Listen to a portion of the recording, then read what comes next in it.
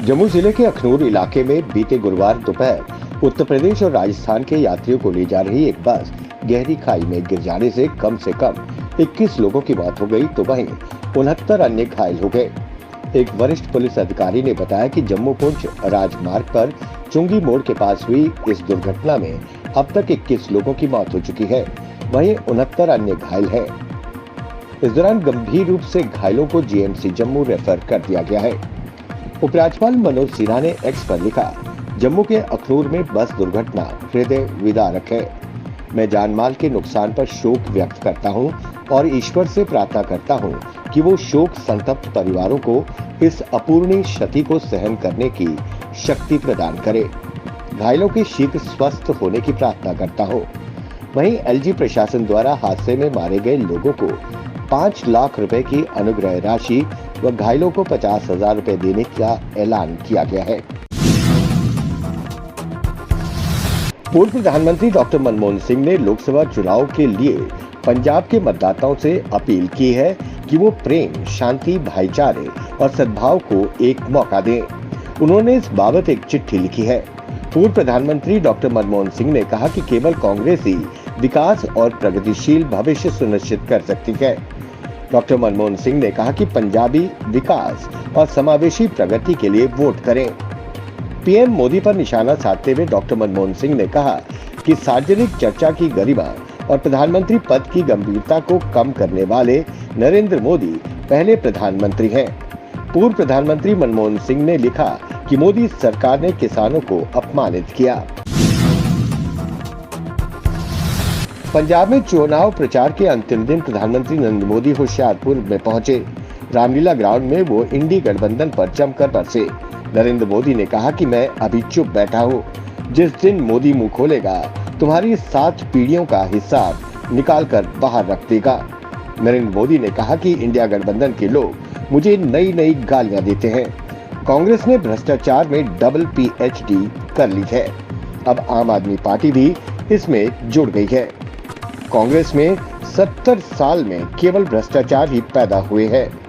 पंजाब को इन्होंने बदनाम कर दिया और सरकार बनते ही नशे को ही अपनी कमाई का साथी बना लिया। पंजाब में खेती और इंडस्ट्रीज को बर्बाद कर दिया। नारी उत्पीड़न में भी ये सबसे आगे है। वहीं रैली में नरेंद्र मोदी ने बड़ा ऐलान किया कि आदमपुर हवाई अड्डे का नाम गुरु रविदास के नाम पर रखा जाएगा। लोकसभा चुनाव के 7वें चरण में 1 जून को 8 राज्यों और केंद्र शासित प्रदेशों की 57 सीटों पर मतदान होना है। प्रधानमंत्री नरेंद्र मोदी, अभिनेत्री कंगना रनौत, टीएमसी महासचिव अभिषेक बनर्जी, पंजाब के पूर्व मुख्यमंत्री चरणजीत सिंह चन्नी और भोजपुरी कलाकार पवन सिंह समेत कई केंद्रीय मंत्रियों की किस्मत का फैसला इसी चरण में ईवीएम में कैद होगा। 7वें चरण में जिन सीटों पर मतदान होना है उनमें उत्तर प्रदेश और पंजाब की 13 सीटें, पश्चिम बंगाल की 9, बिहार की 8, उड़ीसा की 6, हिमाचल प्रदेश की 4 और झारखंड की 3 सीटें शामिल हैं। वहीं चंडीगढ़ की एकमात्र सीट भी इसमें शामिल है।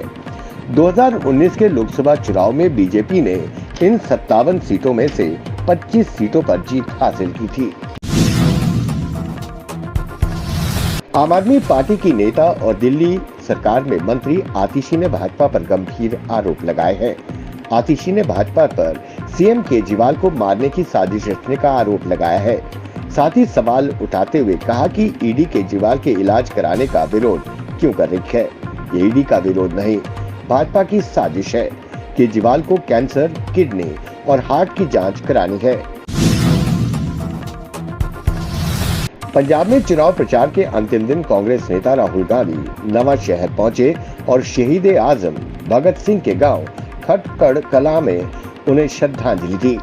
इस दौरान लोगों को संबोधित करते हुए राहुल गांधी ने कहा कि नरेंद्र मोदी ने गलत जीएसटी नोटबंदी कर आपसे जो पैसा लिया है, हम उसे आपकी जेब में वापस डालने जा रहे हैं। हम आपकी जेब में पैसे डालेंगे तो आप इन पैसों से यही खर्च करेंगे।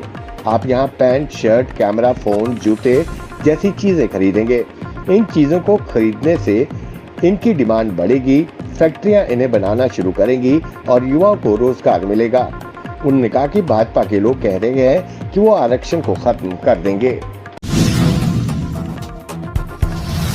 1 जून को लोकसभा चुनाव के 7वें और अंतिम चरण के मतदान से पहले प्रधानमंत्री नरेंद्र मोदी ने काशी की जनता को विशेष तौर पर संबोधित किया। सोशल मीडिया पर एक वीडियो जारी करते हुए उन्होंने कहा कि मुझे याद है मेरे नामांकन वाले दिन युवा पीढ़ी बहुत उत्साहित थी। उन्होंने कहा कि अब यही उत्साह हर बूथ पर दिखे। मेरी यही आग्रह है।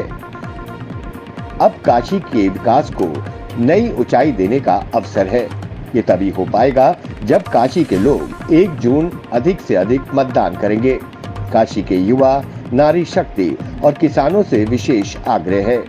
आप लोगों का एक एक वोट मेरी शक्ति बढ़ाएगा, मुझे नई ऊर्जा देगा। आप लोगों को याद रखना है, पहले मतदान फिर जलपान।